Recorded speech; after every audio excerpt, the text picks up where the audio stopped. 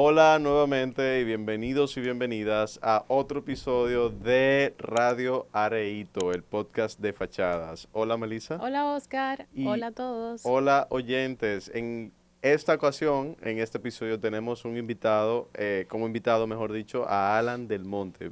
Hola Alan, bienvenido. Muy buenas tardes.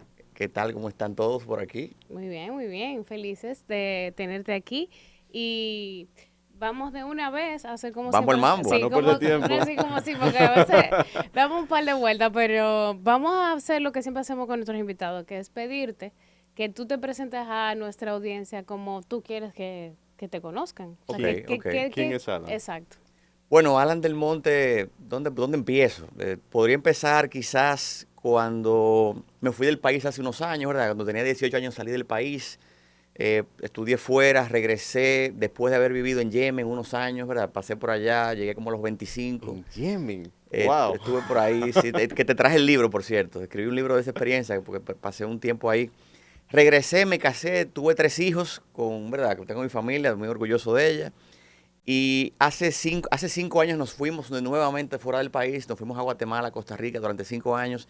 Regresamos el año pasado y desde el año pasado lo que hicimos fue crear una empresa que se dedica a todo lo que es investigación y producción de contenido. Es decir, nosotros mezclamos la investigación rigurosa con la creación de contenido. Tenemos un estudio propio y nos dedicamos a eso, básicamente a buscar proyectos que nos permitan, de alguna forma, eh, meternos en lo que es la pasión de la investigación, que me fascina, lo amo, creo que es de las cosas que más disfruto. Y también de la creación de contenido, todo el tema de video, tenemos un estudio de podcast también. Y la misión con ese espacio es realmente propagar el conocimiento. Casos como este, por la razón por la que me invitaron, que es RD Explicado, es básicamente un canal donde estamos buscando de alguna forma eh, salvar esa memoria histórica que está ahí muy viva, pero al mismo tiempo muy olvidada por muchos y que es realmente fascinante, ¿no? Y para eso, ¿verdad? Por eso estamos aquí hoy, Muy entiendo. bien. ¿Y qué otros proyectos, aparte de Red Explicado, tienen ustedes dentro de este Mira, espacio? yo empecé realmente a crear contenido seriamente en Guatemala. Porque cuando llego a Guatemala me doy cuenta que es un país fascinante, ¿verdad? Me sorprendió muchísimo la historia que había allí. Y en Guatemala de alguna forma me enamoré de Latinoamérica. Y es raro decirlo, pero al llegar allá y ver ¿verdad? Esta cultura tan interesante, todas estas etnias mayas que coexistían con una cultura bien complicada, Ujú. donde había pasado una guerra recientemente, y al ser fan de Quisqueya Live, aquí dije, oye, yo debería hacer lo mismo, pero para Guatemala, que no había un canal de historia. Y empecé un canal de YouTube donde básicamente trataba de contar esas historias guatemaltecas, bien pesadas muchas de ellas, tú sabes, porque es una historia violenta, sangrienta y muy reciente. Y el canal de inmediato empezó a despegar, me fascinó todo el proceso. Yo venía de una multinacional de publicidad y a partir de ese momento y cuando ya llego aquí al país decido dedicarme de lleno a eso. Dije, yo quiero ver cómo yo logro dedicarme a la creación de contenido a tiempo completo y si es contenido educativo muchísimo mejor. Te puedo Ujú. decir que esa experiencia en Guatemala fue determinante para abrir lo que es hoy Story Falcon, que es la empresa en la que estamos trabajando. Muy Excelente. bien. Bueno, y así entonces exactamente cuando tú hablas de contenido educativo y de, como tú hablabas de cómo tú, a través de quizá del ojo de alguien que no es de Guatemala, pudiste ver con una distancia, una cultura, todo lo fascinante que hay en ella, de alguna manera eso también te dio la distancia para ver tu cultura Claro. desde lejos, que eso pasa mucho a veces cuando uno se va, es que uno ve, puede ver como su cultura de otra forma. Entonces, exactamente qué tipo de cosas en tu proceso de investigación que tú mencionas es lo que más tú has encontrado o sea, que te ha sorprendido o que tú entiendes que es importante que la gente vea. Mira, en República Dominicana hay muchísimas historias y muchísimas fases históricas que yo entiendo que están hasta cierto punto olvidadas y de donde se pueden salvar muchísimos datos. Y al final lo que uno busca también es que la gente conecte con su pasado, Ujú, porque estamos tan sumergidos como en esta era del presente y hay una obsesión por el futuro. Todo este tema del AI, todo este tema de ujú, las nuevas tecnologías emergentes, tiene a la gente básicamente mirando hacia adelante, que no está mal, ujú. pero creo que el obsesionarse solo con el futuro, al final te deja un vacío de que tú te olvides de tú te olvidas quién eres, ¿no? De dónde vienes, cuál es tu raíz, por qué tú eres como eres. Y al final yo entiendo que esas son las grandes interrogantes que estamos tratando de responder con este proyecto en particular, ¿verdad? Y tú pudieras hablar un poquito sobre ese proceso de difusión, porque a veces al que consume el contenido muy bonito, muy chulo, o sea, cuando recibe ya ese resultado final, pero en ese proceso me imagino que hay varios retos y hay varias, bueno, problemas que tú vas enfrentando. ¿Tú pudieras hablarnos un poquito de eso? Sí, claro, bueno, lo primero es que para poder crear un canal así hay que estar enamorado de la investigación y la lectura, claro. Y estar también atento a cuáles son las historias que no han sido contadas. A mí me parece algo fascinante cuando yo encuentro un dato, por ejemplo. Un dato, te puedo dar un ejemplo. Hay un nombre que nos surgió en el proceso investigativo hace poco, que era el nombre de Abraham Cohen.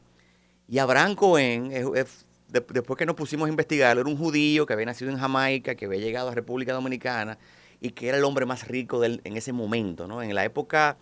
mediados del siglo XIX. Sí, mediados del siglo XIX, sobre todo durante el proceso de la invasión haitiana.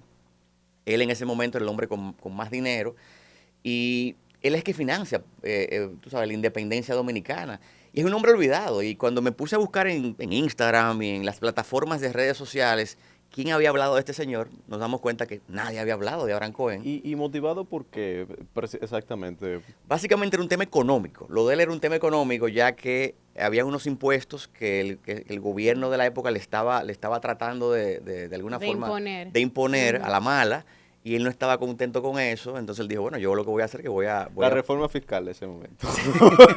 Bueno, exacto. Él dijo, si hay una manera de salir de esto, bueno, será que tumbate gobierno, ¿verdad? Pues vamos a tumbarlo. Claro, entonces él ahí fue que, bueno, encuentra este grupo de personas, pero ahí uno nunca sabe. Lo que pasa es que ahí hay unos huecos históricos interesantísimos y me voy a atrever a decir esto, pero ahí pueden haber pasado múltiples cosas. De que, por ejemplo, como este señor era masón, y Duarte era masón, y había otro grupo de personas que eran masones, uno no sabe qué tipo de conversaciones se dieron ahí detrás, o si este señor ya de cierta edad, estamos hablando de un hombre de sus 40, 30, casi 40. Hey, ¿qué te pasa? ¿Cómo que sí. No, espérate. Comparado con Duarte, que tenía 22 años. Exacto. Perdón, 25 años cuando... Es decir, tú estás juntando ahí personas de dos generaciones diferentes. Al final, ¿quién tiene el poder de influenciar a quién? Eso es lo que quiero como dejar claro. Es decir, ahí uno no sabe cómo fue el asunto que llevó a que realmente él, por ejemplo, financiara los barcos que trajeron las armas de Curazao y se diera todo un proceso histórico que al final acabó en que, ¿verdad? En lo que todos conocemos como la independencia. Sí, porque tú sabes, ahí viene un poco, eso es interesante, y creo que aquí lo hemos mencionado cuando hemos hablado del tema de la historia, que está la parte de la historia que es la que se, como el cuento, la historia como un cuento. La leyenda. Ajá, ¿verdad? Exacto. La leyenda, el mito fundacional, lo que sea que tú quieras llamarle, que es sumamente importante porque tiene que haber una versión simplificada, ¿verdad? Claro. De los hechos que se vuelve como icónica en la mente de la gente, y eso es válido. Pero también está la historia que es la de los hechos, o sea, la de los hechos duros que... por lo general, aquí todavía no hemos logrado quizá profundizar mucho en esos aspectos. No ha habido una sola revolución, o ningún cambio importante en la historia de la humanidad en la que no hubiese un grupo con cierto poder, ya sea político o económico. O sea, tiene que haber el apoyo de un poder.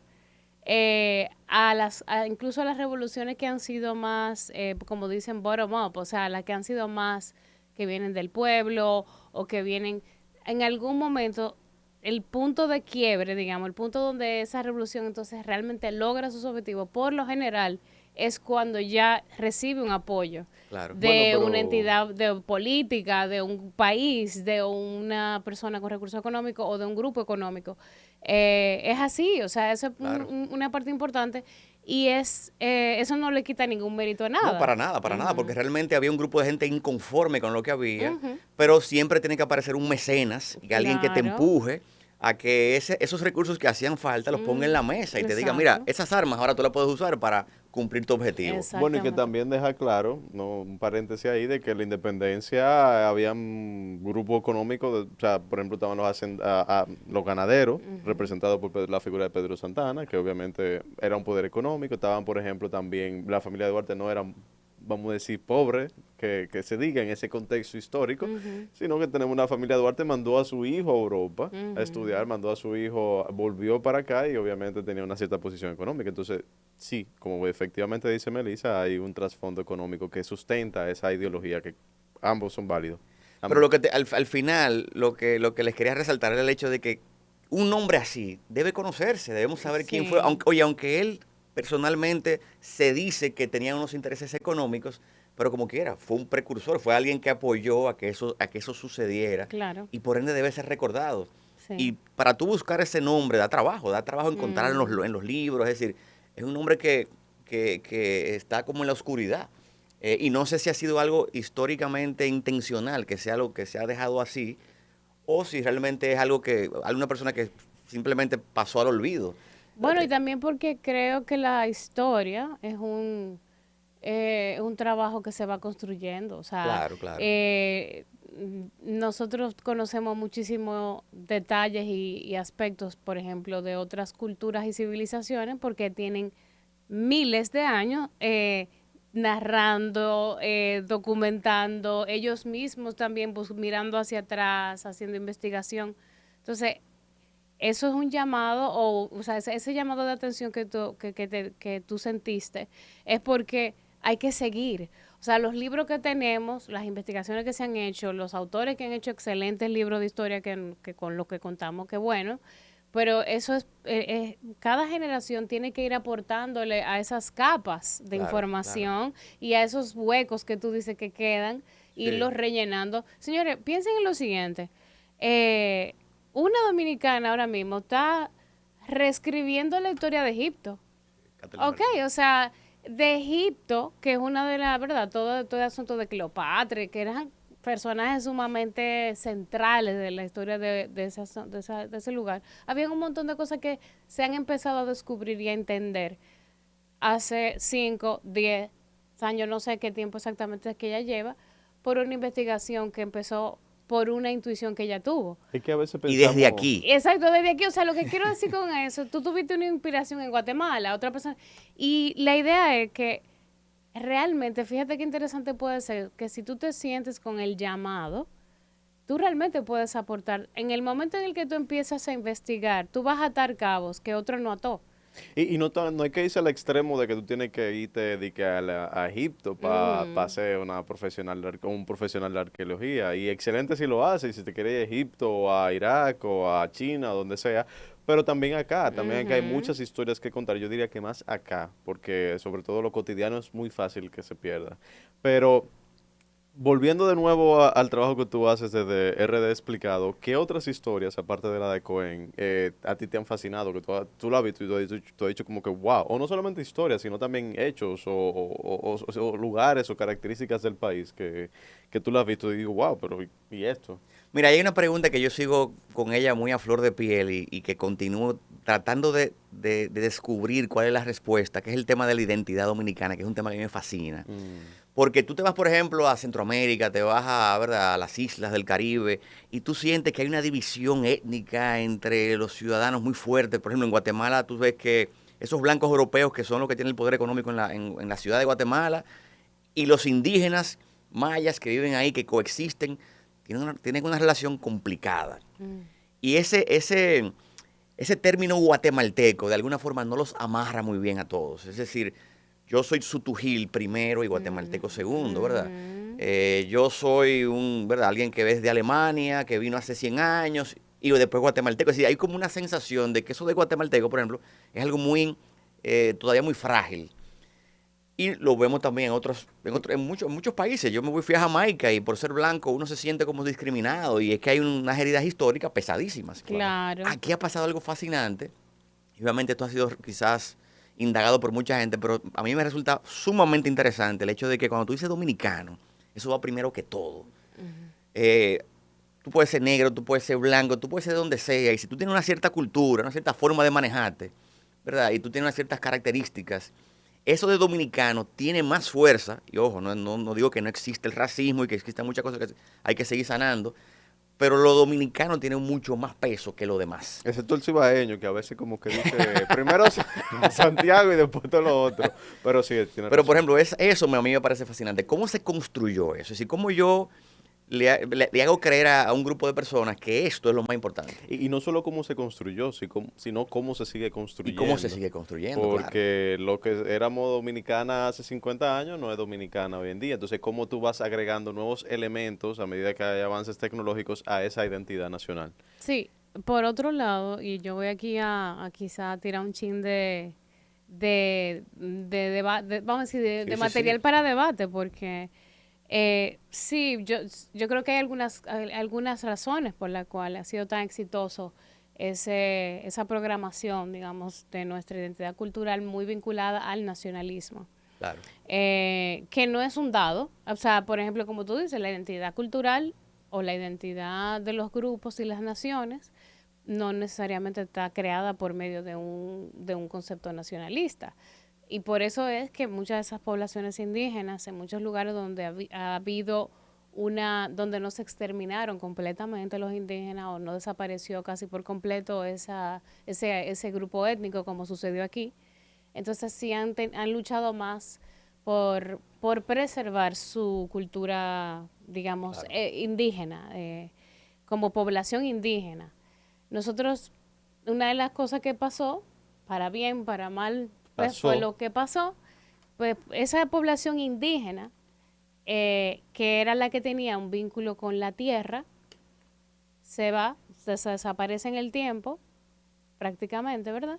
Y todo el que quedó después llegó. O sea, que a lo mejor si Llegó tuviéramos indígena, involuntariamente por la esclavitud, llegó voluntariamente porque se montó en un barco, llegó voluntariamente en otro momento de la historia, no solamente durante la colonización. Aquí todo el mundo ha llegado. o sea, que si Claro. tuviéramos indígena, a lo mejor la gente dijera, yo soy primero de Maguana y yo después soy dominicano. Bueno, posiblemente, porque si tú ves el patrón en todas las partes por ejemplo, del continente americano, y ahora estamos viendo esos temas resurgir con toda la fuerza en otras partes del mundo también, como en el Medio Oriente, ¿verdad? La discusión es cuál es el grupo indígena, por ejemplo, en el debate de Israel y de Palestina. No, el grupo, la verdadera población indígena de este territorio son los palestinos. No, y los israelíes dicen, no, lo verdadero indígena de este territorio somos los... Hay una gran parte de esa discusión, de todas las discusiones que hay en ese conflicto, que son muchas, pero hay una que tiene que ver, which one is the indigenous population? O sea, ¿cuál En es? español ahora. Ok. Ajá, porque ¿cuál es la población indígena de ese lugar? La que Claro. tuvo hace 2000 años, la que tuvo hace 500 años, la que tuvo hace 30,000 años. O sea, entonces, ¿qué pasa? República Dominicana está liberada un poco como de esa discusión. A veces yo misma tuve esa reflexión hace un par de días, precisamente dice, pero, ¿qué? Simplemente, si ya hay un grupo, simplificándolo obviamente, porque yo no tengo que ver con esos conflictos, tal vez no me afectan. Yo digo, pero ¿por qué simplemente yo veo tanta gente hablando de que no, que hay que devolverle tal tierra a tal gente, o en los mismos Estados Unidos se ha hablado mucho de eso, de reparar, de devolver, de habilitar espacios entonces exclusivos para esas personas? Y yo digo, pero qué, ¿por qué ya no, si todo el que está ahí ya, si ya al final todo esto pasó hace tanto tiempo, ya han pasado tantas generaciones, ya todo el que está ahí es de ahí? Claro. Así lo veo yo, ¿verdad? Claro, así lo veo yo porque yo soy dominicana. Y en República Dominicana ha sido así. En República Dominicana, todo el que estaba aquí se volvió dominicano y ya. Y ya. Pero, Aquí no se averiguó si ustedes lo trajeron en un barco, si usted, entonces no, al final. no, y hasta los que recién llegaron. Exacto, o sea, simple y llanamente se volvió dominicano. Entonces, para nosotros eso, en un sentido, es un valor. Quizá por cosas muy trágicas que sucedieron, que quizá no, hasta cierto punto nos liberaron de esa discusión. Qué pena, porque yo también, o sea, me parece que la cultura taína es una cultura que Y no nos es que dejó... desapareció no, del todo tampoco, no, sino no, la cultura no, porque hay mucho legado en términos digamos, del legado palabras, material, productos, del etcétera. legado, ¿verdad?, intangible, muchísimas cosas. Pero el grupo como tal étnico, Sí. o sea, las personas Sí. taínas, en este pedazo de isla, lamentablemente, si queda muy porque Bueno, queda, en queda. este y en todas las Queda, Antillas. supuestamente queda. Yo no sé mucho del tema, pero tengo entendido que han encontrado, o sea, Un hay porcentaje ADN del... y grupos en algunas partes del Pero país un que porcentaje de ADN no es que queda. Muy Aunque tú tengas un mínimo, muy 40, un mínimo. 50, realmente ya esa población, esa gente como tal ya no existe aquí. No. Correcto. Está en otras partes del Caribe, que tampoco yo sabía eso, son de esas cosas que también yo me he topado, que hay taínos en otras No, partes del no Caribe. taínos como tal, porque también tenemos que tener cuenta ahí, porque taíno es un término que se utilizaba, pero que no verdaderamente, no necesariamente aplicaba para todas las poblaciones, todos los pueblos y todas las personas que vivían aquí en la isla o en las islas del Caribe antes de la llegada de los Bueno, europeos. pero se supone, ¿verdad? Lo- Que el que era taíno, ya sea que no sean todos los que estaban aquí, pero aquí había taínos.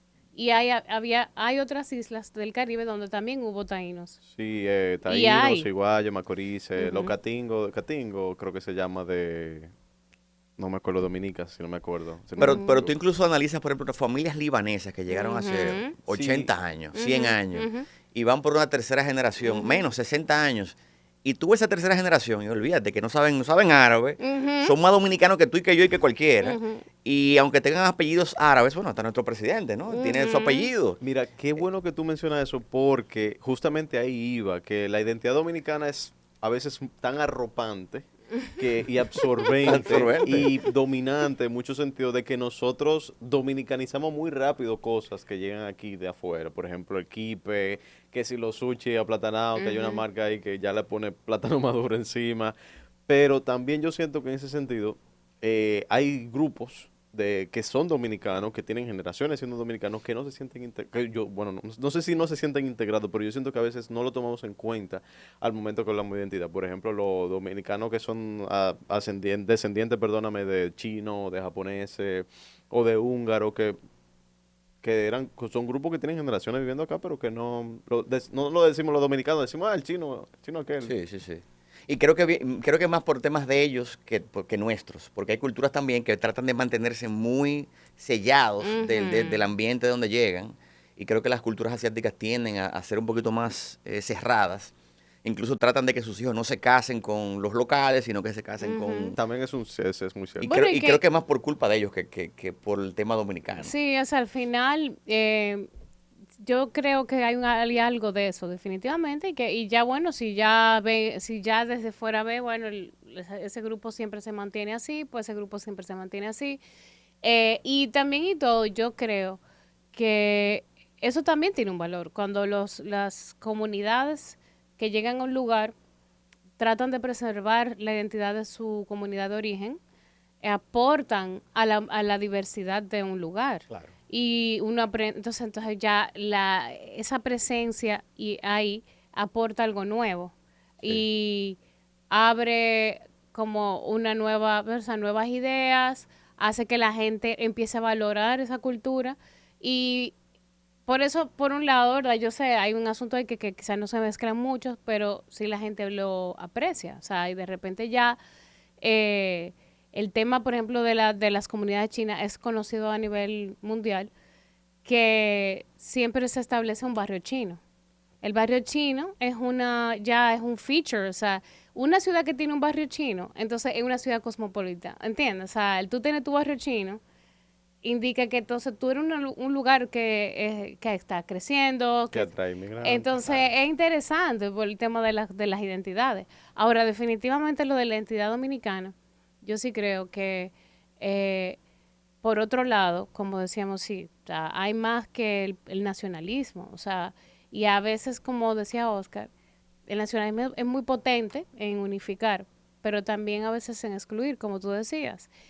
Y, y también, entonces como que puede ser un poco reduccionista porque esto es un país con muchas subculturas. O sea, Ujú. aquí, justo ayer estaba viendo una exhibición bellísima que está en el Centro Cultural de España ahora mismo, del grupo Moda Foca, que hicieron una exhibición de piezas artísticas hechas utilizando mucho como base Materiales. materiales, texturas, tejidos, eh, paisajes, escenas campestres, pero llevadas como a un gráfico mucho más contemporáneo, simplificado, o sea, súper rico en referencia a lo que ellos han hecho. Pero una de las cosas como más chula de lo que, porque ayer ellos estuvieron ahí cuando yo fui, que ellos hablaban era de que realmente el país, ellos dicen, empieza después del peaje.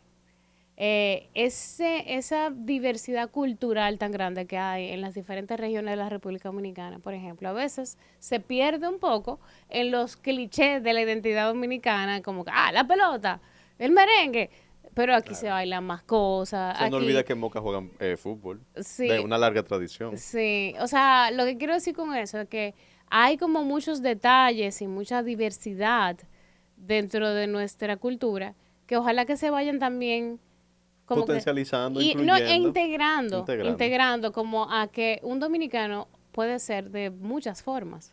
O sea, hay variaciones. O sea, en cada región aquí hay algo único. Y eso también es interesantísimo, precisamente porque somos un país tan abierto que ha recibido a gente de tantas partes del mundo, que por ejemplo, mira cómo hablábamos el otro día de, de que de repente fuimos parte de la Revolución Cubana o de procesos históricos de otra parte del Caribe, que figuras importantes que vivieron aquí, después se fueron. O sea, y cómo esas historias de otros lugares también van dejando su marca aquí. Hablábamos del canal de Panamá, ¿te acuerdas? en un episodio anterior con el Ajá, señor Juan Posada, por si acaso sí, no lo han escuchado. chulísimo el episodio. Y hablando del canal de Panamá, ahí entendíamos, o sea, precisamente eso mismo, que a veces cuando un lugar eh, de alguna manera se vuelve como una puerta o un puente o un lugar de llegada, crea casi siempre como una dualidad, que es como que eso de que nadie de ahí es como de ahí, pero también forma como que algo muy de ahí. Eso es Claro. como una cosa bien loca. Y yo creo que eso es lo chulo de aquí. O sea, que realmente esto es una cultura súper, súper sui generis, muy idiosincrática. Yo le digo el Galápagos cultural. O sea, El Caribe entero, o sea, realmente. Sí, sí, sí. porque Y aquí hay lo mismo que en otros sitios, pero diferente. Y nadie sabe que hay otros, que eso existe en otros sitios y que eso viene de otro lado. O sea, y así, pero, o sea, sí, es un tema muy chulo por eso. Porque yo creo que todavía como que está en construcción. No, y tú te haces un ADN, cualquier dominicano se hace una prueba de ADN y Ujú, posiblemente somos de las regiones donde más mezclas hay. ujú. Tú agarras cualquiera en la calle y de repente tienes 20 diferentes fuentes, ¿no? Y regiones de la que hoy esa persona está hecha. Bueno, yo me la hice hace poco y son 20. Y dije, wow, 20 zonas del mundo. Y yo no soy el único, que muchísima gente, si la mayoría de dominicanos tiene esa riqueza genética detrás, Mm. que portugués, que español, que 7 lugares en África de donde su, ¿verdad? por De eso es que donde podemos comer fritura y no nos pasa nada, porque tenemos el sistema inmune más fuerte que hay. Mira, Alan, y en ese trabajo de difusión que tú haces de la historia y de la memoria histórica, mejor dicho, ¿cuáles son esos mitos y leyendas históricos que el dominicano tiende a repetir y que no son reales, por ejemplo? wow, ¿Se te ocurre, te que, llega que, bu- que alguno? busca pie. Sí, tú tienes que mandar eso por mail antes de que pase. Es decir, mitos y leyendas, es decir, cosas que la gente da por hecha que no son. Correcto. Te voy a poner un ejemplo, como el pago de la deuda externa por parte Claro. de Trujillo, ¿Qué? No, mentira, yo sabía. por ejemplo. Bueno, yo te puedo decir que hay muchos contenidos que les sorprenden a la gente. Yo veo, yo pensaba que esto era de una forma. Oye, hay gente que pensaba que el béisbol venía de los taínos. Ay, Se- qué quis- lindo. Fuera muy bonito si fuera así realmente. Ah. y me sorprendió que no solamente una persona lo dijo, lo dijeron varias personas. Así que uno a veces en el proceso de difundir conocimiento de cualquier forma, está rompiéndole paradigmas a gente que, ¿verdad? Que uno ni sabía que pensaban de una cierta forma. Mm. Porque quizás algún profesor de algún, ¿verdad? En algún lugar del país se le ocurrió esa teoría, la empezó a decir, y por ahí andan 600 personas que creen que eso es así.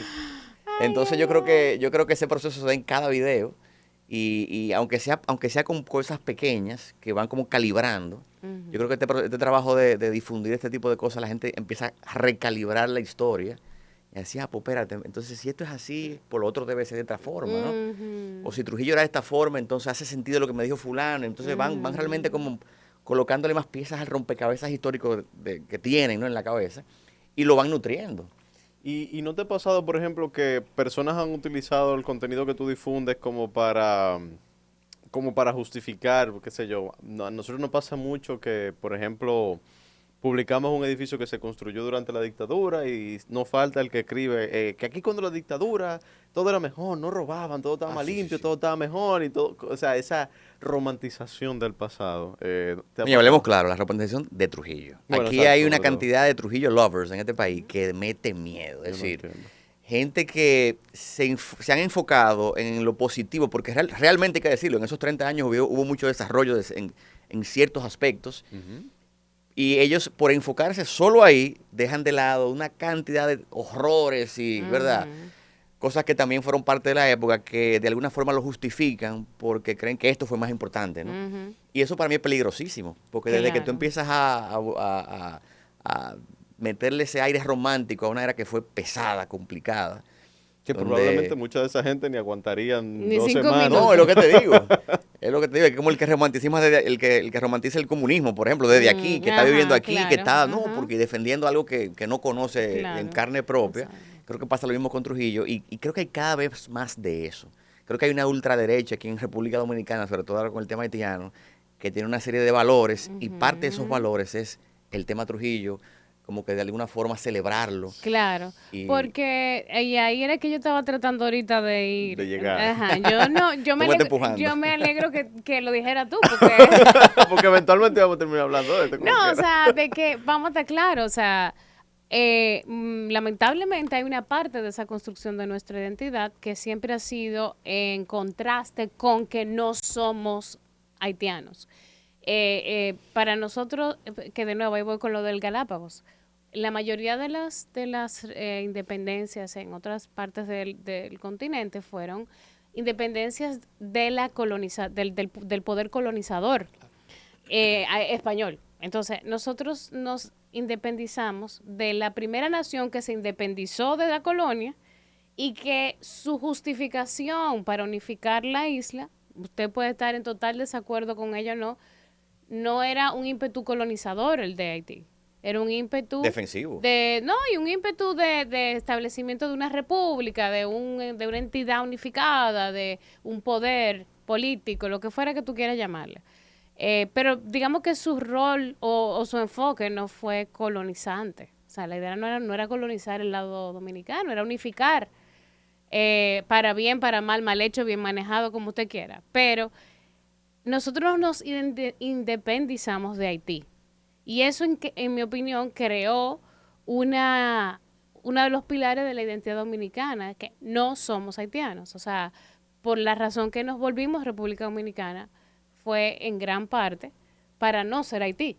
Claro. Entonces, esa identidad que parte de no ser eso, también entonces es lamentablemente parte de eso alimenta mucho esas posiciones de ultraderecha que tú Sí, mencionas. claro, claro. Además son mezclados con un montón de prejuicios raciales, prejuicios culturales, de todos, ¿verdad? Que van de la mano de eso y que sabemos que Trujillo usó esa retórica y utilizó incluso sus políticas de seguridad nacional, de manejo de la frontera, de incluso, ¿verdad? Muchísimas de las medidas que él tomó como mandatario fueron para Claro. marcar aún más esa diferencia y también con un interés de que este país se volviera étnicamente más distintivo, o sea, que hubiera una distinción étnica más Quería clara. blanquear la isla, Vamos a hablemoslo decirlo claro, claro. porque Bueno, la imagínate. isla no, este pedazo. Él quiso blanquear el país. Entonces, todo eso, como todas las partes de la historia, como decíamos ahorita, todo lo bueno y lo malo va dejando su rastro Claro. dentro de esa construcción de esa identidad. Yo creo que si uno logra aceptar eso y dice, bueno, eso está ahí, eso es parte también.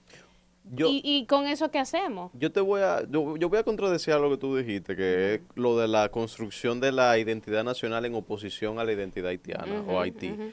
porque eso no es un evento, un suceso que se da a partir de la independencia. Es realmente un suceso que se da a partir de la dictadura. Porque ¿qué ocurre antes de 1920? El país era básicamente una serie de cacicazgos manejados por caudillos, muy regionales. Y de hecho tú te das cuenta que las divisiones geográficas y regionales eran tan marcadas que nosotros teníamos, a pesar de ser un país tan pequeño, teníamos 3 acentos. Tenemos 3 acentos todavía. Entonces, realmente no es hasta la consolidación del poder del gobierno central en la capital que se consolida, porque inclusive también haciendo tratando de Tú no estás difundir hablando mucho. ya después de la independencia. Sí, estamos hablando Entre el 1844 1944 al principio del siglo XX. hasta inclusive 1899, porque fíjate inclusive que era tan abierta la idea como a no había tanta diferencia entre Haití y República Dominicana que hasta inclusive llegamos a tener un presidente de origen claramente haitiano, que era Ulises Ross, Lili. Lili. Entonces también los haitianos defendieron, por ejemplo, por sus intereses personales, la guerra de restauración. Porque muchas de las batallas, por ejemplo la de Capotillo, justamente los restauradores salen desde el territorio haitiano y los haitianos financian y apoyaron a los restauradores al punto tal de que lo hicieron o sea, lo hicieron hasta el punto de que España le dijo, si tú sigues haciendo esto, yo te voy a poner buque en tu territorio y te voy a poner un bloqueo militar, porque tú me estás sublevando mi territorio. Entonces, Haití hasta un momento fue un aliado muy cercano, inclusive la posibilidad de una reunificación con Haití, inclusive estaba encima de la mesa, hasta te doy diciendo 1930, cuando se hablaba yo no sé si tú has escuchado hablar de esto, Alan, la Confederación Antillana, Sí, que claro, planteaba claro. Betances. Sí. Betances decía, no, pero que Puerto Rico, Cuba y República Dominicana es lo mismo, pero también dentro de esa misma idea de confederación incluía en Haití. Ujú. Bueno, pero ahí voy. Es precisamente cuando se empieza a recontar o a redefinir esa historia y se empieza a trazar como esa línea tan divisoria entre dos grupos que fue totalmente construido. O sea, es algo que se hizo de manera consciente Correcto. por parte del poder en ese momento en República Dominicana y ese es el legado que ha quedado entonces en la psiquis y en la cultura dominicana, lamentablemente. De que Haití es el gran Pero enemigo. sí, Ajá. sí creo que es parte de, estoy de acuerdo contigo Ujú, con que esa idea del dominicano, sí, en parte, ujú, es una contraposición de lo que es Haití. ujú, Y creo que también el tema de que el hecho de que tengamos Haití al lado ujú. siempre está alimentándose ese nacionalismo Sí, y eso que nos hace diferentes, sí. porque entendemos que es así. Y yo lo creo que es así. Somos dos naciones distintas, con Sí, Ujú, claro. culturas muy distintas. ujú. Y nada más hay que visitar cada lugar para darse cuenta que son los dos lugares muy diferentes. Claro que sí, y eso es una de las cosas que son sumamente interesantes, ¿verdad? Del fenómeno del colonialismo y cómo va dejando este tipo de, digamos, de situaciones tan particulares, como que en una isla que es relativamente pequeña, ¿verdad? Hayan dos naciones tan marcadamente con dos culturas distintas. Sí, y yo les insto a que en las redes sociales sigan esas páginas de haitianos americanos, porque la visión de ellos es interesantísima también. Y, oye, yo me pongo a escribirles y hacerme unos debates, ya tú sabes, de apague y vámonos. Pero es Imagínate. interesantísimo entender la posición de ellos y cómo ellos nos visualizan y cómo nosotros los visualizamos a ellos. Hay una diferencia ahí marcadísima que en esos espacios de redes se debaten muy bien. Bueno, Bueno, para el que le gusta y lo disfrute, dele para allá, porque para eso están las redes. ¿Verdad? Ahora tenemos la oportunidad de hablar con gente del mundo entero. Y eso, si uno lo sabe hacer y lo sabe manejar y no le afecta psicológicamente, pues claro que sí, chulísimo. Yo creo que, o sea, ya entrando más en el que son temas complejos y también, ¿verdad? Quizás estamos simplificando y yo personalmente no soy experta en esa temática, pero sí lo que yo he podido ver es que ha habido un movimiento como a nivel global, digamos, una tendencia a las sociedades po- eh, polarizarse. Claro. Y la verdad que hablando de todo el Internet de las redes, pues sí, ha tenido mucho que ver la forma en que se interactúa en el Internet, principalmente, y cómo se difunden las cosas. en ese fenómeno. Y yo creo que este país no ha estado exento de eso. Parte de ese crecimiento, de esos discursos que han vuelto del pasado, como de ultratumba ahora Sí, otra sí, vez, sí. tiene que ver como algo que ha pasado a nivel global.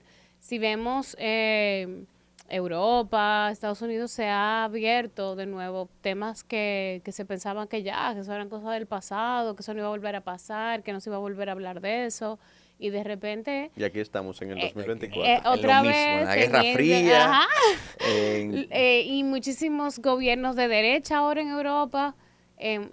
Ahora mismo no se sabe quién va a ganar las elecciones de Estados Unidos, ni se sabe cuál de los dos es más problemático de una forma o de otra Y no vamos a también. entrar en eso. Exacto. Pero lo que sí es que definitivamente hay mucha polarización sobre Claro. los temas. Y yo creo que también parte de lo que puede ser interesante cuando uno empieza a ver los datos, los hechos, ser presentado de una manera llana, es que quizás empieza a haber como más oportunidad para la gente hacer un juicio crítico de lo que está viendo sin que te lo estén diciendo, esto significa esto significa lo otro, ¿verdad? Sino cuando yo creo que hay un nuevo interés en los datos históricos y en conocer, como decíamos ahorita, a los personajes detrás de las cosas, quién hizo esto, por qué lo hizo, qué estaba pasando. Porque la verdad es que quizá hay demasiadas opiniones ahora mismo en el éter, ¿verdad? Y de hecho, tengo entendido que las generaciones más jóvenes ha cambiado mucho el modelo de la transmisión de noticias y todo esto, más a los programas de opinión y de hecho, los podcasts, todas estas cosas, porque las generaciones más jóvenes tienen tanta información, también desinformación, que prefieren la información ya opinada, o sea, Claro. digerida o un punto de vista, porque se les resulta difícil llegar a un punto de vista. Que también es un gancho, Ujú, creo que es una forma también de caer muy fácil en la desinformación y en ujú, tú armarte una visión incorrecta de las cosas. ujú. Yo creo que el mejor lugar ahora mismo para tú entender lo que es República Dominicana y su historia, váyanse al Archivo General de la Nación digital, no es que 100%. cojan para allá, Sí, Ajá. muy bueno. váyanse a lo digital, empiecen Ujú. ahí a buscar periódicos viejos, Sí, a chulísimo. ver los libros que hay una cantidad de información valiosísima. Ujú, Y yo creo que esa página tiene poco tráfico. Me da esa sensación, tristemente, porque entiendo que quizás lo que más pasan tiempo ahí son historiadores, gente que ujú. son académicos, pero no creo que el típico joven de 16, 17, 18 años, 20 años anda metido mucho tiempo ahí. Y creo que para entender realmente la historia es el mejor lugar ahora mismo que tenemos, Sí, sí, porque te da sí. información de primera mano. Ajá. No es lo mismo que tú, ¿verdad? Leas un libro quizás ya de texto de colegio, que quizás está ya sumamente, no sé, contaminado, Ujú. a tu irte al periódico de ese Que diga que año. el béisbol fueron los taínos que lo inventó. Sí, exacto. Que tú irte ahí, y aunque te cueste un poquito más, ¿verdad? Entender, Ujú. buscar, porque realmente no es un buscador muy user friendly, No, bueno. pero Pero hay mucha pero hay información. demasiada información Sí. Mucha hay ahí valiosa. disponible. Y Y en caso de mapas que viejos y... que el buscador no te funcione, pues tú, si reside aquí en Santo Domingo, pues puedes ir directamente a la oficina Sí, de ellos. pero está bien, quizá vamos a ponérsela fácil a la gente, porque ya coge para allá, ya conlleva Sí, un sí, esfuerzo que quizá lo hagan un día, pero para tú sacarle más provecho es en tu casa. Ujú. correcto. Otra cosa que yo uso que me fascina, que es una herramienta que quizá a ustedes también les parezca interesante, es newspapers.com. Entonces, newspapers.com es una herramienta que te permite básicamente navegar por todos los periódicos de Estados Unidos y creo que 11 países más del mundo, desde el 1670, es decir, 1670, hasta el día de hoy. Entonces, por ejemplo, tú agarras la era de Trujillo y tú pones 1938 y pones, no sé, cualquier nombre de la época y te van a aparecer todo lo que Wow. publicaron los periódicos, no dominicanos, pero extranjeros. Y eso te da, en mi opinión, una visión también muy interesante de cómo nos veían los demás, Ujú. cómo Ujú. veían a República Dominicana, ¿verdad? ¿Qué salía de nosotros en la prensa gringa, en la Claro, porque prensa... Ujú. hay que entender también que del 30 al 61 la prensa local está bien coartada, es Sí, lo que puede decir. por eso, que quizás la prensa en ese momento de Estados Unidos era hasta más realista de lo que estaba pasando. Y habían piezas de Ujú. opinión pesadísimas contra Ujú. Trujillo, por ejemplo, y te hablaban de cosas muy del momento. También había una resistencia dominicana residiendo en los Estados Unidos que también Sí. escribía esos mismos Por ejemplo, una argumentos. historia que vamos a sacar ahora, que es la de José Adrián Trujillo, creo que se llama, José Adrián Trujillo, que era el sobrino de Trujillo. que recién descubrimos. Este muchacho se va jovencito a Estados Unidos, se enlista con los militares gringos, se va a la Segunda Guerra Mundial, lo condecoran, tipo que llega condecorado, con medallas de honor y de buen comportamiento. Llega a Estados Unidos, está manejando en Miami con un amigo, en un Cadillac, tipo Trujillo, con cierto nivel adquisitivo, tenía solamente 20 años, y bajo la ley del Jim Crow, ¿verdad?, que estaba en ese momento, se para, no lo dejan entrar al restaurante, el tipo se indigna, entonces un Trujillo, que no me van a dejar entrar a mí a comer, porque no, nada más pueden entrar blancos, eso, que era un tipo Que que para tú los lo ves, estándares de nosotros. para los estándares de nosotros era un tipo blanco, pero para los de ellos era un negro. Y los que están en el restaurante no lo dejan entrar, el tipo se molesta, llega la policía y le da 2 tiros, lo mata. Wow. Y para Trujillo fue pesadísimo. Y esa historia la encontramos en newspapers, por ejemplo. Que yo puse Trujillo y apareció esa historia y después la investigué por aquí y dije, oye, qué interesante tanto, yo no sabía que eso había pasado. Y tú pones José Trujillo y sale muy poca información de él en las redes, en Google. No, Y hay no que lo había buscarlo por Yo escuchado. esas vías tampoco. Y él era hijo de Ignacio, Ignacio Trujillo, que era un hermano de Trujillo, que también tiene una historia loquísima, Es el porque que vivía aquí en la zona colonial, en una esquina, ¿no?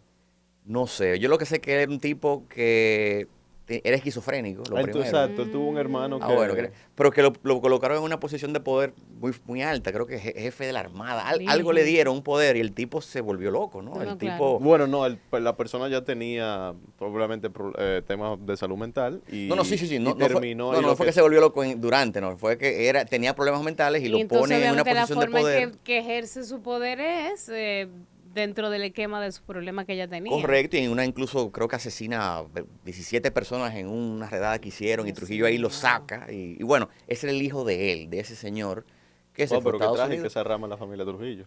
Sí.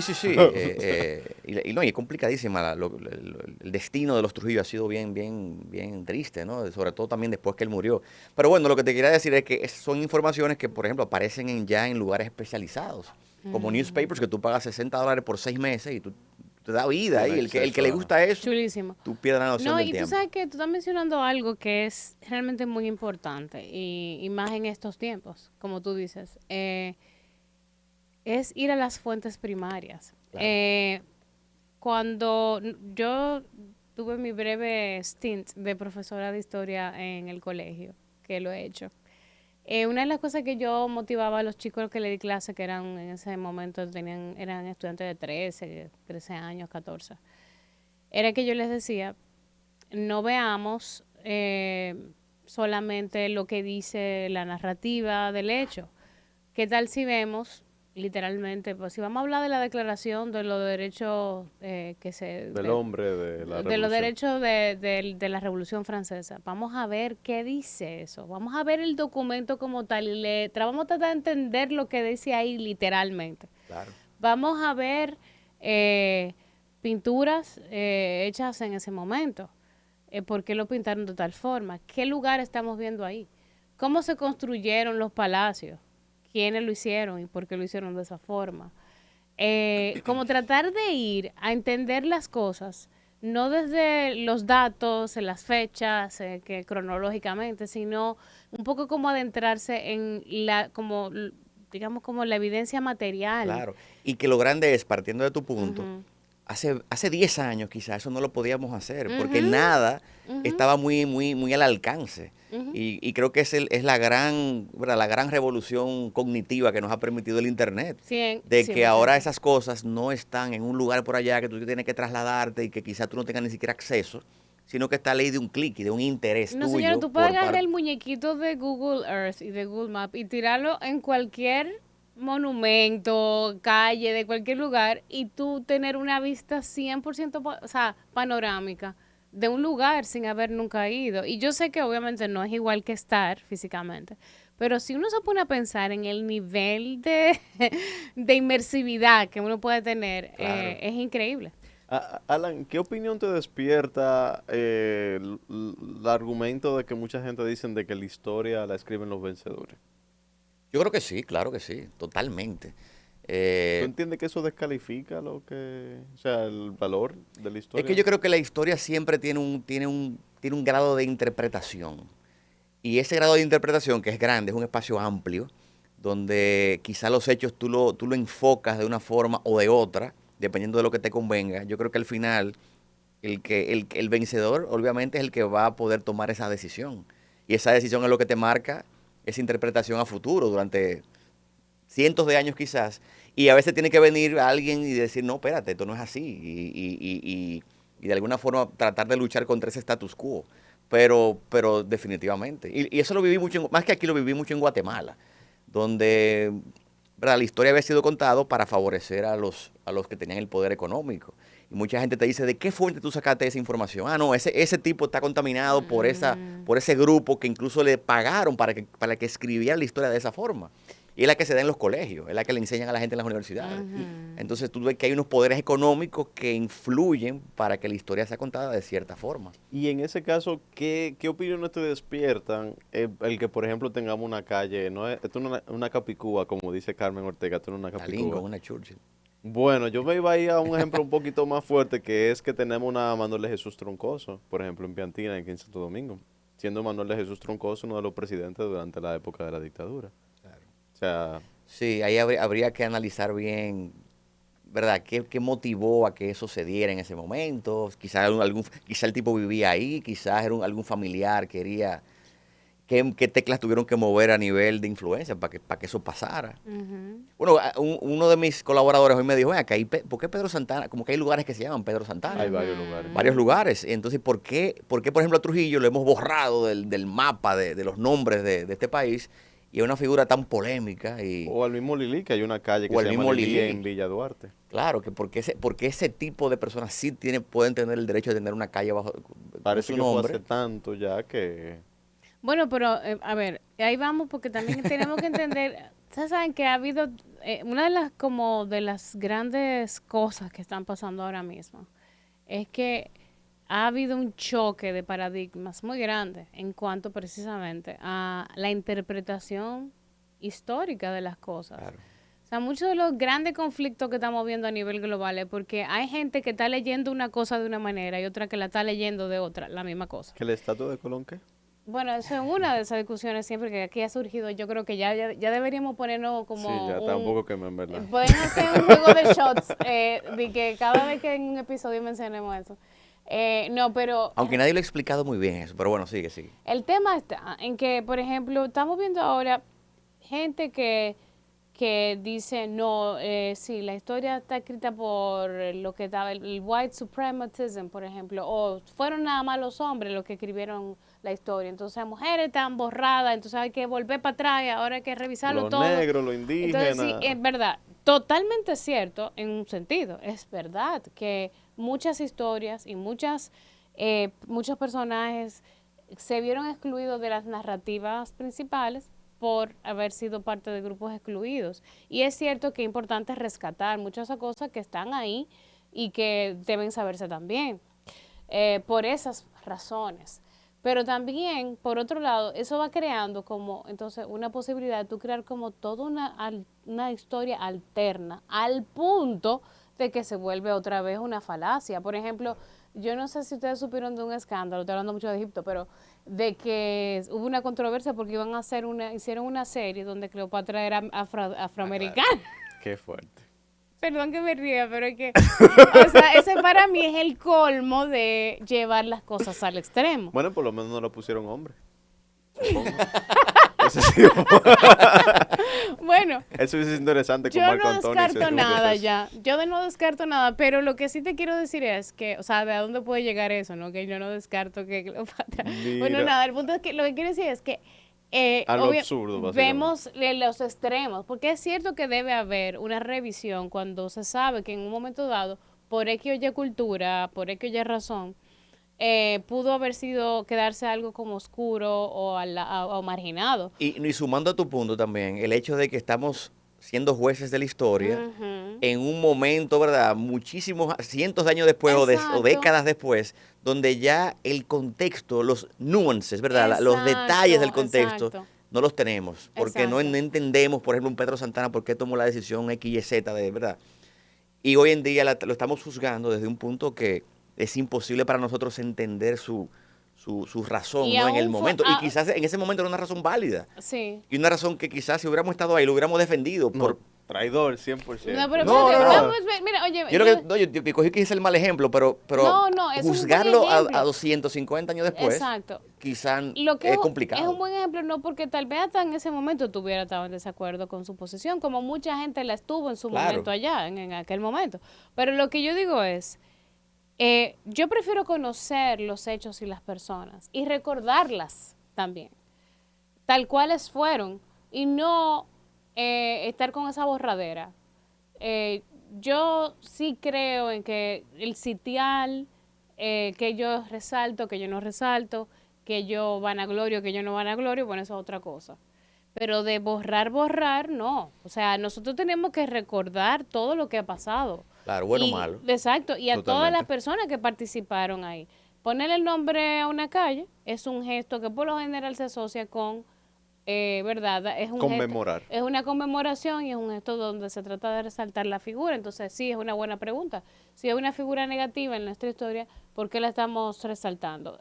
Pero no porque haya que borrar a esa persona de la Claro, historia. claro. No, esos son totalmente, otra cosa. Porque totalmente. ahí que voy, yo también estoy de acuerdo con que quizás pudiéramos evaluar cuáles son los monumentos que están teniendo más presencia, los nombres de las calles, qué sé yo cuánto. Perfecto, y eso se puede renombrar porque, ¿por qué no? O sea, se llamaba de otra forma antes también y le cambiaron el nombre. O sea, Correcto. y había otra cosa ahí antes y ahora está esa. Y esa no, o sea, eso de cambiar yo lo veo bien. Ahora, lo de, y no de cambiar para borrar, sino No. de reposicionar algo en una dimensión que nos parezca justa ahora en el momento No, presente. y como estamos en fachadas, que, por ejemplo, la casa de Trujillo en San Cristóbal, Ujú. que yo sé que está en ruinas, tengo ¿Cuál de entendido. todas? Porque La que, bueno, No, la de campo, la que era. la de Caoba. Exacto. Eso es una propiedad que entiendo que está en ruinas, la Sí, última vez que todavía. fui. Eso es una casa que muy bien podría ser un museo de la era de Trujillo. Ujú. Un museo, ¿verdad? Que no necesariamente hay que alabarlo para nada, sino un museo donde No. se vea luces y sombras de esa Claro. época. Y que la gente pueda llegar ahí y Señores, hay entender Museo del mejor. Holocausto. Claro. No porque tú vayas a aplaudir el holocausto, para que tú veas qué fue eso y qué significó para las poblaciones que sufrieron eso. A mí, por ejemplo, me gustó mucho que bueno, no sé si famosa sea la palabra, pero la cárcel de la 42, que está ahí en Cristo Rey, si no me equivoco, la convirtieron en una iglesia. O sea, por ejemplo, como que se volvió de un espacio de tortura a un espacio de alabanza y de religiosidad, pues a mí me parece muy bonito. Pero ya casi estamos llegando al final y yo no quisiera que acabemos este episodio sin que tú me cuentes la versión de la estatua de Colón, porque me quedé Ay, con esa Virgen. curiosidad. Me quedé con la curiosidad, no es morbo, no es para generar de que views, pero ya que estamos aquí. Tú Porque dices tú que decías la estatua, tú dices de los restos. que hay algo muy interesante. Y Que no se ha contado que no se ha bien contado o que bien. Bueno, no no, se... el hecho de que del tema de los huesos, que en un momento, ahí hay muchas fechas, ¿verdad? En un momento Colón muere en España, lo Ay. llevan a Sevilla, de Sevilla entonces la idea es que lo llevan, entiendo que a República Dominicana, en un momento se lo llevan a Cuba, supuestamente, Cuando en el 1795, cuando ocurre el Tratado de Basilea, que cede la parte de este a España. y a entonces Francia. de Cuba, o sea, en ese llevármelo, traerlo, ahí es donde entran las inquietudes. Y yo le digo que la gente, hay mucha gente que no sabe de ese viaje que hicieron a los huesos y demás. Y todavía queda la duda de qué es lo que hay en el Faro Colón, porque estamos aquí, ¿verdad? Tenemos un monumento enorme, posiblemente el más grande que hay en Santo Domingo, donde en el mismo medio te estamos diciendo que ahí está Colón. Hay una urna, Y hay un hay, altar. y hay una imposibilidad, porque es cierto que le han privado a los investigadores de poder acceder a eso y hacer alguna prueba de ADN para analizar qué es lo que hay ahí. Ahí yo tengo una opinión encontrada porque nuestro amigo Edwin Peña menciona de que las autoridades dominicanas nunca han estado en contra, sino que lo que han estado en contra es que se lleven la urna a España y hagan los análisis. Porque siempre lo que han estado abiertos a la idea de hacer la investigación han sido los españoles, porque obviamente son los que tienen más interés. Pero lo que dicen las autoridades dominicanas, perdón, es que sea un ente intermedio, por ejemplo, un Smithsonian de Estados Unidos, que haga la investigación de ADN. Pero es un buen dato. Y que bueno, pues dictamine cuál es la... Y ahora que se están devolviendo cosas, por ahorita hay que devolverlo, porque por ejemplo, si ya han devuelto, tú mismo publicaste el semí de algodón. Prestado. Prestado. 6 meses nada más no lo van a dar. Ay, hombre, yo que me emocioné. Bueno, yo sinceramente, como yo sé que es el estado de los museos, aquí no voy a terminar esa frase también. Bueno, pero precisamente tener esas piezas debería motivar a los museos a mejorar sus condiciones. Totalmente de acuerdo. Y que el Estado también destine recursos, porque sin recursos no puede mejorar sus condiciones, solamente con el costo del ticket, de la boleta de entrada. Y ya para ir cerrando, y para escuchar un poco tu opinión, ¿tú sí ves entonces lo que mencionaba Melissa necesario de que quizá no es borrar la historia, no es eliminar personajes de la historia, pero sí de replantear ciertos nombres de personas que quizá no tengan ese mérito para estar ahí? Por ejemplo, un Ludovino Fernández, jefe de la Policía Nacional durante la dictadura. Por ejemplo, un Manuel de Jesús Troncoso, presidente títere durante la dictadura, que obviamente estaban así del poder de la dictadura. O sea, Yo sí creo que hay muchos héroes, como hemos publicado nosotros varias veces, desde un Cayo Báez, etcétera, ¿no? De héroes olvidados, gente que no tiene ni una calle, no tiene una estatua, no tienen absolutamente nada para recordarlo. Creo que se debería hacer una lista de esos personajes medio, tú sabes, que tienen ese lado oscuro que tú dices, bueno, ¿pero ¿y por qué esa persona está ahí? Y hacer otra de esos seres olvidados y decir, vamos a sustituirlos.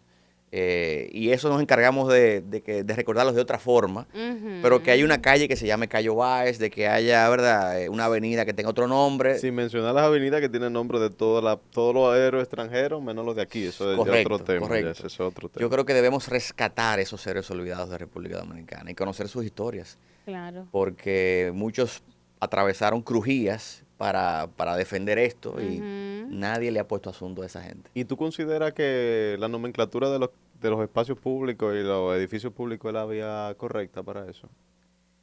Bueno, yo creo que el tema de los nombres de calles debe ser un tema debe ser un honor que tú tengas una calle. Y que haya otras formas de resaltar, por ejemplo, personas que tengan ya pasado más oscuro. Un Trujillo, debe haber otras formas de recordarlo, definitivamente, en una casa de él antigua, que se pueda restaurar, hacer un museo.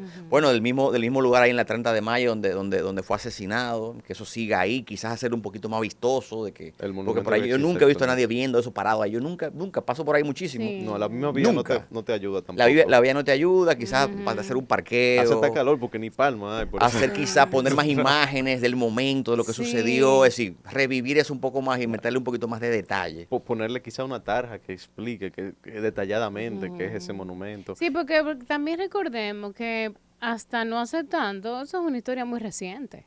O sea, no es tan fácil. Quizá empezó ya, o debe empezar ese momento donde podemos reconfigurar y revisitar esas cosas desde una distancia ya del tiempo que permita como un poquito más de objetividad, porque también hay que estar claro, o sea, la tiranía de Trujillo termina, pero todo lo que pasó en la historia posterior a eso, estaba todo muy vinculado. Sí, sí, Eh, Una parte 2. Exacto. Este es un país que tuvo un proceso muy acelerado de modernización y de democratización también, con muchas, ¿verdad? Que ha habido muchas luchas también Avances, ideológicas y retrocesos. políticas. Entonces, como quizá ahora que estamos un poco como del otro lado de ese hill, pues podemos decir, bueno, quizá llegó el momento de vamos a ver cómo podemos ver estos hechos, ver estos personajes, ver este patrimonio que han dejado y cómo nosotros entonces construir, Lo integramos. exacto, y usarlo para que la gente aprenda de su pasado, que al final, volviendo al punto inicial, ¿verdad? De que yo no puedo conocerme bien ni entenderme bien si yo no sé de dónde yo vengo. Correcto. ¿Cómo yo voy a construir realmente una identidad sólida, ya sea dominicana, caribeña, lo que sea, lo que acabe representando más a una persona? Porque al final la identidad también es algo muy personal. O sea, cómo la persona decide identificarse, con qué se siente más identificado, de dónde está, de dónde viene.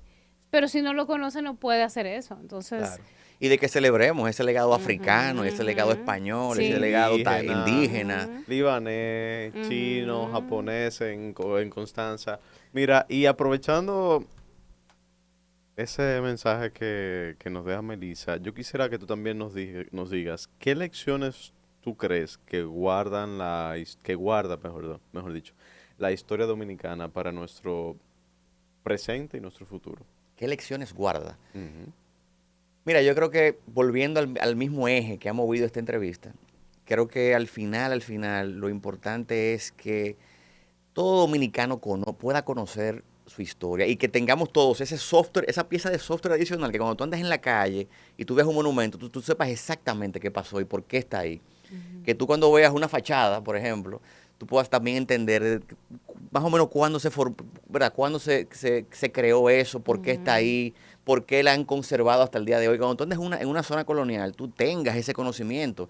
Oye, hay una gran mayoría de dominicanos que andan en este espacio, caminando, manejando, y están totalmente desconectados de sus raíces, de por qué las cosas están donde están, de por qué somos como somos, de por qué, ¿verdad? Yo soy de una forma, mi mamá es de otra, mi abuela de otra, por qué cada quien tiene una idiosincrasia ¿verdad? Tan distinta.